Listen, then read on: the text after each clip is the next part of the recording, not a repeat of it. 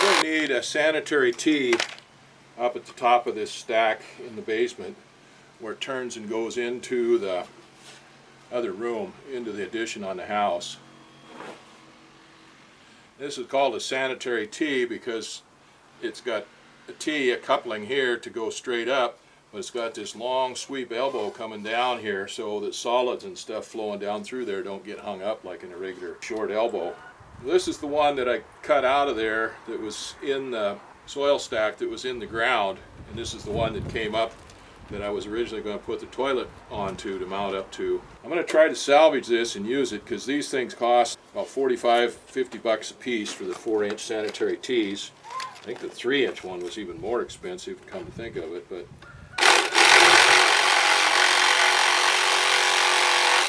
anyway, I'm going to try to salvage this. And what I've done is I've taken the Sawzall. First I cut the pipe off on all the ends. I still need to cut this end off. But then I'm going around here in sections and cutting through the pipe where it sticks in to this socket. And I cut sections all the way around it. Now I'll go in and get a hammer and a screwdriver or a chisel and see if I can pop those out of there.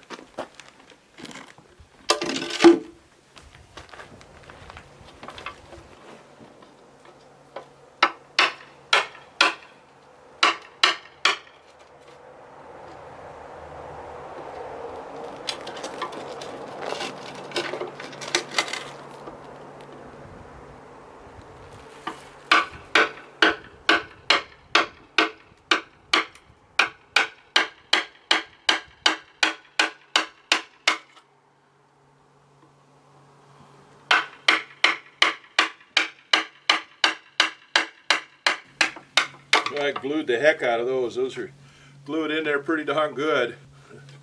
Wish I could fit this on the lathe and turn that out of there.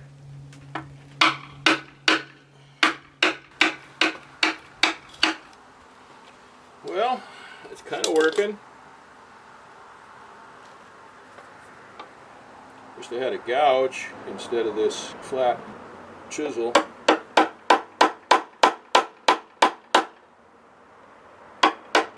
Better yet, I wished I could get it up on the lathe and turn it and clean up that inside, and then it would be great. It won't fit on the lathe. I'm going to try something else. That got the majority of it out of there, but there's still some left. Let's see how this works. I got this pad here, kind of like a Scotch-Brite grinding pad. See how this thing works in there. I thought about using my 4.5-inch grinder, angle grinder, but that wouldn't get down in there. I might get down in there far enough, but that's 4.5 inches, and this inside diameter of the pipe's only 4 inches.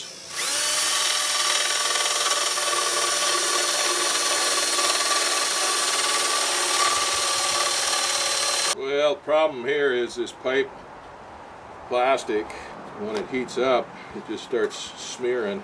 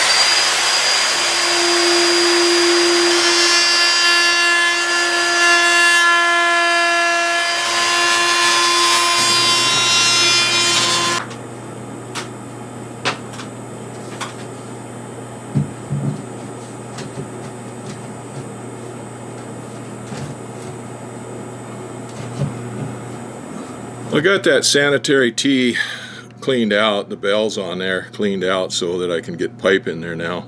I just tried sticking it through that hole or hooking it up to that pipe that I've got going out to the addition on the house, and there wasn't enough room between those floor joists there to get that sanitary tee up in there. Cut that hole out with a hole saw for the sewer pipe. I think it was 5 1/8 inches. I can't remember now exactly what size that hole saw was. And the soil pipe, the sewer pipe fit through there fine, but the bell on that sanitary tee wouldn't fit through there.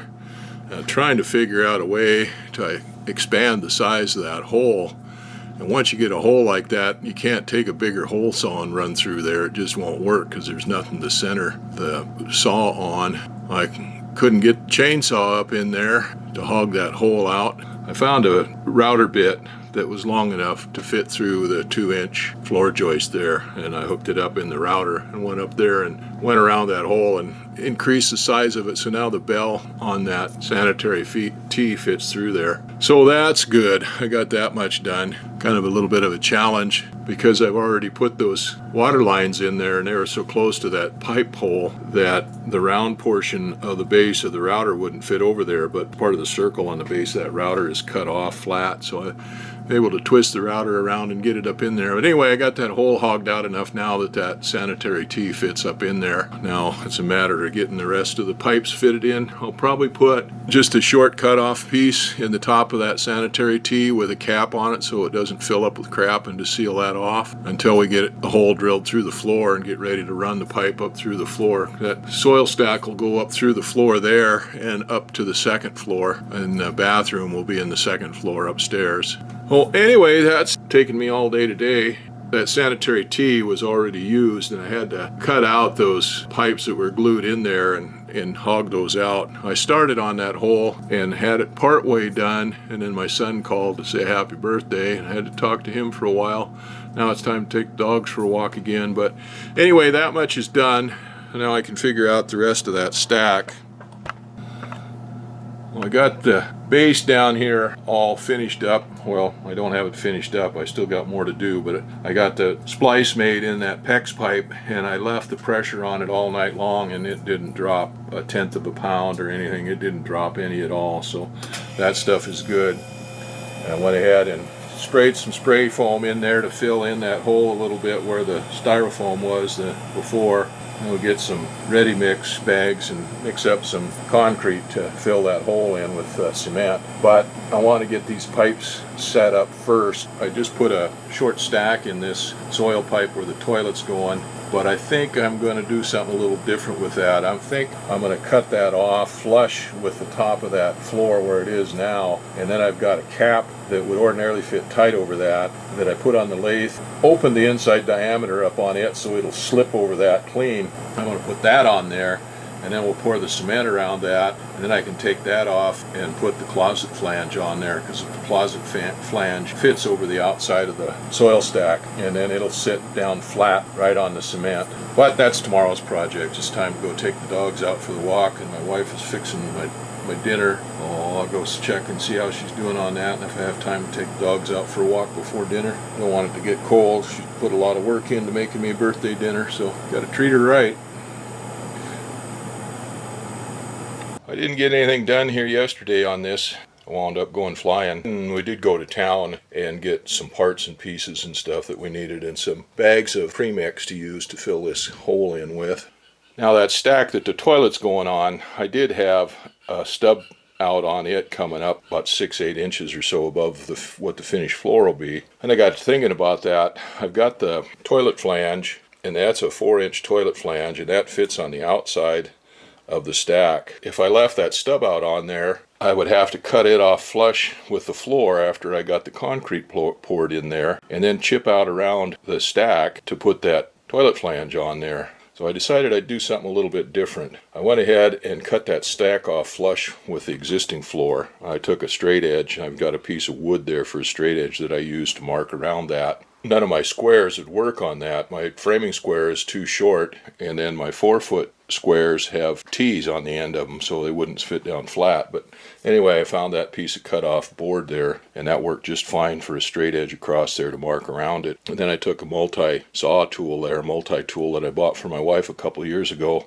and went around and around it and cut it off flush with the top of the finished floor. Well, then the other day I had this end cap, and these fit down tight on that pipe.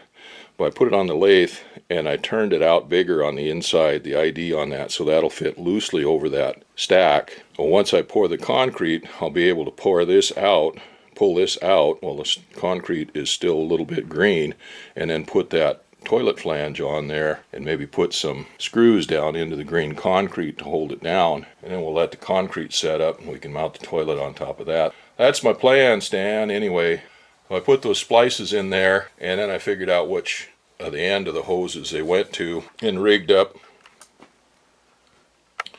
a method of putting air in it. Aired those up and sealed them off and checked it after an hour, and the pressure didn't go down. Well, I let it sit all night long and checked it the next day, and the pressure still hadn't gone down any. So my splices are good on that, so it's safe to go ahead and fill that space up with concrete now, because those PEX pipes are airtight, watertight.